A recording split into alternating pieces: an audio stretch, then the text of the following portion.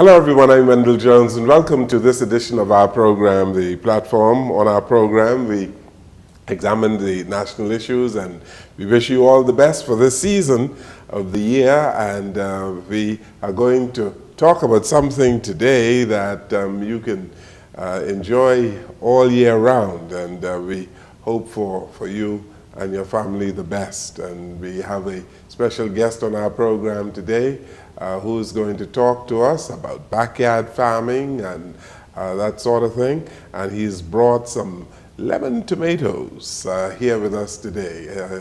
We are talking about young Philip Davis Jr. Good to see you here today. Thank you very much, and thank you for having me. Good. Nice to see you, Bianca. Good to be here again. Thank you. And you are ready for the season of the year, I'm sure. Yes. Very good. And, you know, Phil Davis Jr., we spoke many years ago. That's right. You were in marketing at the time. At Burns House. Yes, right. And I believe that you might be still in marketing given the wonderful things that you're doing. You're a backyard farmer. That's correct. Yeah. How you got into it?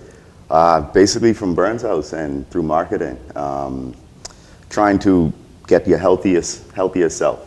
So just basically just growing everything that they could have been selling inside the stores so that you could have the best product possible. So that's actually how I got into it. Yes. Yeah. And so you are growing a variety of vegetables? Oh yeah, everything. Anything I can get my hands on, any type of seeds, I'll try them out. But I started off with tomatoes.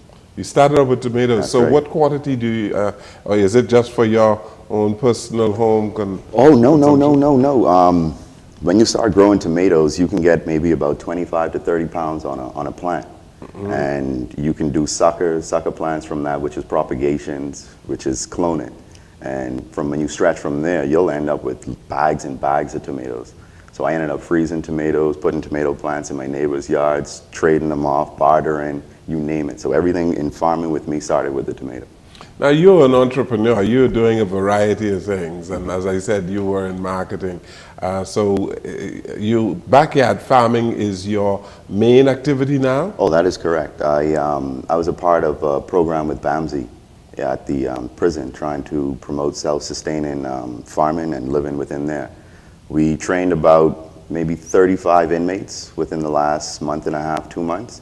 And the program is growing well. I sent some photos to Bianca that we might be able to share later on. And that is how you hooked up with Bianca? That's exactly how. Because Bianca, you were in backyard farming as well, right? Oh, yes.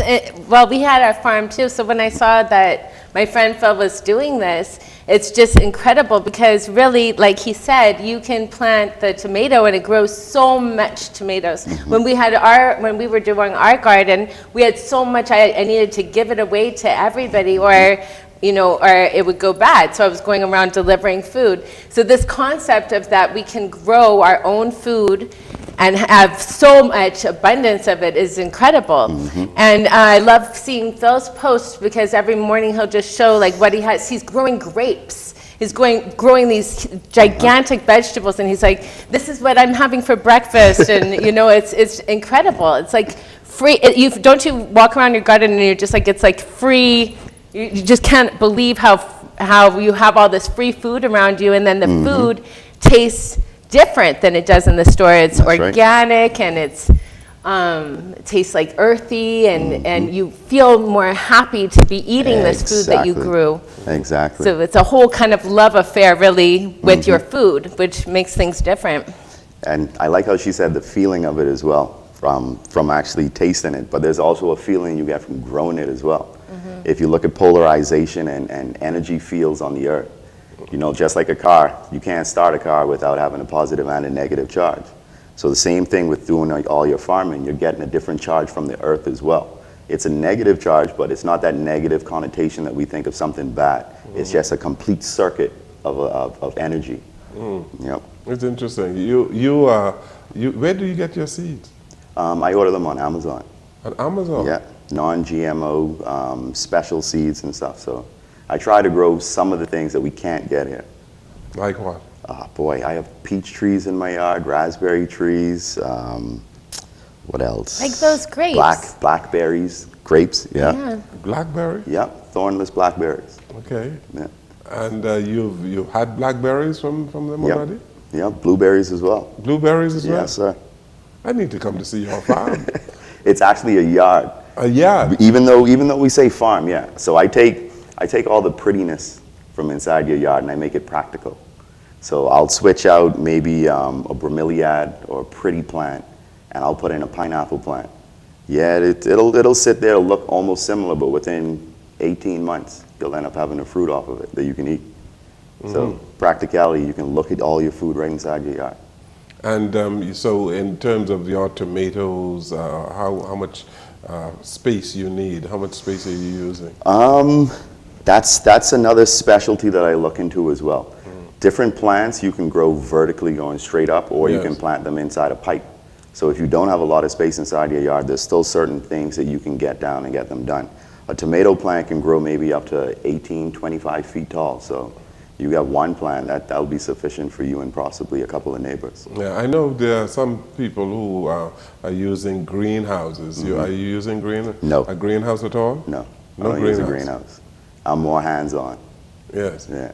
Now you are a young Bahamian, and you might, as when I met you many years ago, you were working in an office.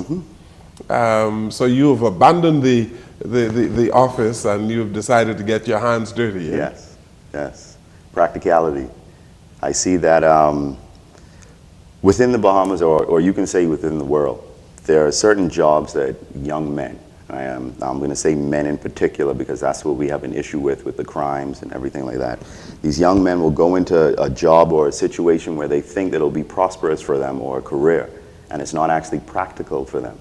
That's why I started to state that within farming is actually practical. You're getting help from God directly.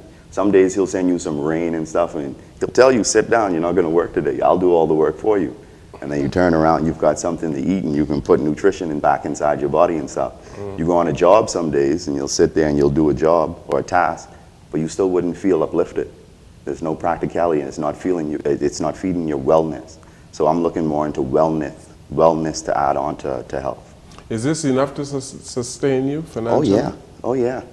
Now, other people would like the perks and benefits of having a lot of disposable income. When you go into farming, you're not going to have those types of things. So from the lifestyles that I had from being in a nice job and receiving a good salary, you had to cut back on going out to have your dinners, going away, having your nice fancy cars, having that extra little bit of money to spend at fish fry and stuff. Those things will be gone, and you end up seeing that your life transitions. And it shifts into a different way, like I say, into the wellness. I think when you met me, I was probably 40 pounds heavier. I lost 50 pounds since I started doing backyard farming. That's the good part of it. Oh yeah, the excellent part of it. Yes. Yeah. So a whole lot of people, since we have a problem with obesity in our country and these non-communicable diseases, you are encouraging people to get involved in backyard farming. Oh yes, sir. You saw was it a week and a half ago, 2 weeks? We had a recall on lettuce, and then there was a scare on frozen vegetables saying that it was E. coli, and then we don't know about the fertilizers or the pesticides and stuff that go into growing these other products that we purchase. We just take it for granted that they're healthy and the healthiest product for us. So that's why I try to state that if we're growing in our backyard, and if we could start to grow for our neighbors and stuff like that, we can get the best product possible out to the general public. I know when I was growing up, Grammy and great Grammy used to walk in the kitchen and all the fruits and vegetables used to be hanging up. You could get a variety of what you wanted. And that's how it was.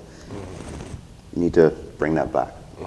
Yes, and actually, Philip's starting an Eden's Farming Club that he invites everybody to join in with the new year. What is it called? Eden. Eden. Yep, Eden. Like the Garden of Eden. Yes. Exactly. Okay. Exactly. And so you are inviting backyard farmers to get involved. We're up to about 50 members right now. The first meeting will be in January, and from there we will plot out how we can grow and help each other.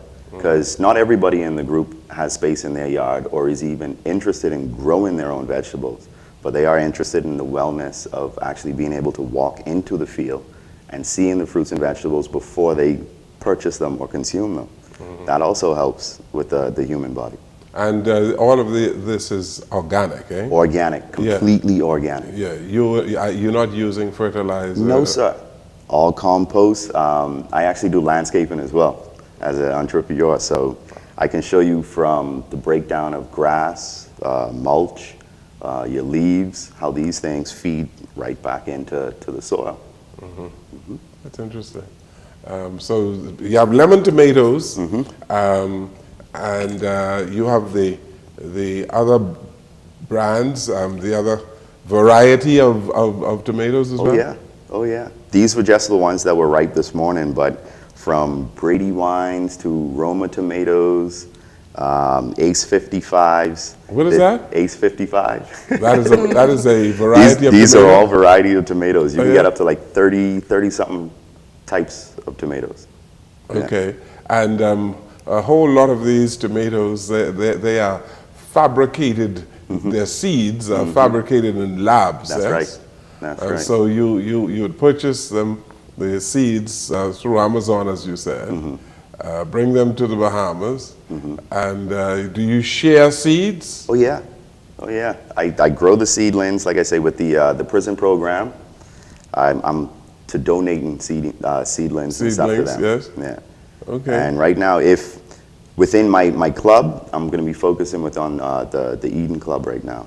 So those members within there, I'll make sure I source the seeds for them, and hopefully from those 50 individuals that I have within the group, now they can spread off and get their 50, and we keep on spreading that way. So from a very, very small initiative, hopefully we can get sustainability throughout the entire Bahamas. That's interesting. Yeah, it was really interesting when we were trying to grow our garden too, because there was a lot of bugs and stuff that would come and eat it. And then I had heard that if you plant chives and onions on the outside, then that would protect the rest of your garden from these bugs and stuff. So it's nice to share ideas and learn these tips and tricks. Oh yeah. Oh, yeah. Is that That is amazing? absolutely correct. Okay. Certain plants and stuff that you put inside your yard, it'll deter pests. All the mints, all your basils and stuff like that, rats, mosquitoes, certain bugs, they just don't come around now.